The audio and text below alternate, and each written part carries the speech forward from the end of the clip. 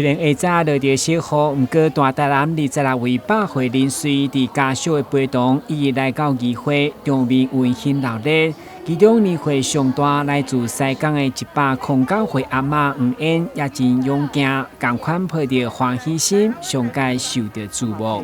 因为109岁，今仔参与议会，感觉安那？今仔来议会，感觉安那？敢有欢喜？有啊，有啊。麻烦恁啦。你安倒来？我伫西港。西港哦。议会筹办99敬老中央已经连续3档，每一档拢传真济表演的节目，甲长辈同乐。根据了解，原本今年因为疫情无奈要取消，后来决定要办议会上效率，只开8、9天就筹备完成。议长郭信良认为是饭时代福气。今仔是9月7、9，99中央节，足欢喜。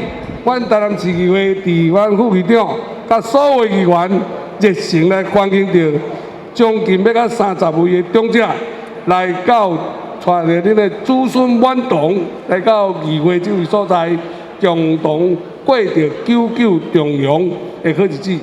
阮所有议员足欢喜来沾沾你们的喜气，非常的谢谢你们到台南市议会。台南市议会已经连续3天来举办着敬老中央节活动。今仔日今年非常的曲折离奇，因为疫情的关系，本来一度要取消，但是10月初4疫情了有较转变以后，伫10月初5决定要办到今仔拄8天至9天的时间尔。阮议会所有的员工主管，伫8、9天内底就筹备了这届活动，希望当互咱大家更加欢喜。人讲家有一老，如有一宝。为了祝福这群家孙满堂的老宝贝，市长吴美铁伫民政局、社会局甲各区区长的陪同，也专工到场，亲切甲家族翕相留念。会中强调台南迈入超高龄社会，伫议会支持会拍拼来营造更较好的环境甲社会福利。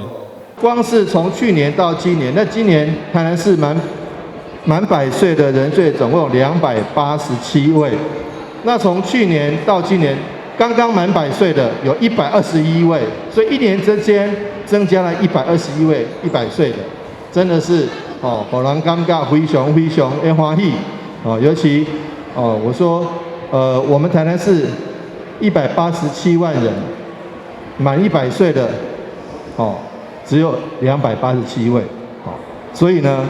平均1.5万人才1位100岁的，这个是非常万中选一，1.5万选一，非常不容易这拢有足大的福报，会当长岁寿。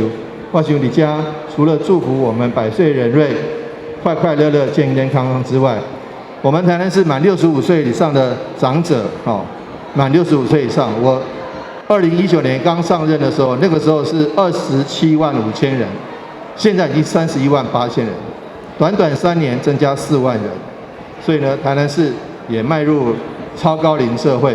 那超高龄社会就是需要我们更多的一个好的环境，可以让我们好的长者能快快乐乐的生活，跟子孙在一起。今年议会筹办中央敬老卖伊趣味的鸟蛋，要互时代一一来体验，而且鸟蛋的礼品嘛伫秀庙天坛、四草大众庙，甲侪企业的赞助，包括每一位长辈手中的金牌、加价价值已经超过100万。会中议长以公开抽奖，欢欢喜喜共同过中央，场面相当热烈。希望得金元宝啦！